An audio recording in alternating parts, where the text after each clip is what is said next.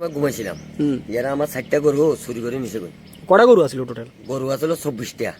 4টা নিচে, 4টা আমি বাইরে বান্ধে রেখেছিলাম, 4টা কোন নিচে বেগুন আর বাকিটি? আর বাকিটি রয়েছে। এটি কি গরু আছে? এটি কি গরু আছে? এটি লাঙ্গা গাই। এটি কত করে কিনছিলেন? এটি 20,000 করে কিনছিলাম, 4টা 80,000। তখন থানা জানাইছেন নি? জানাইছি। থানা কি কইছে? থানায় কইছে আইব, দাঁড়িয়ে করছি তো থানা আইব কইছে। এলাকাতে এমন আর কোনো জায়গাতে হয়েছে নি? না, আর কোনোদিন হয় না। আমি তো 20 বছর ব্যবসা করি, কোনোদিনও দেখি না কোনো গরু বিহারি গরু চুরি হইতে। ফার্স্ট আমার গরু চুরি হয়েছে।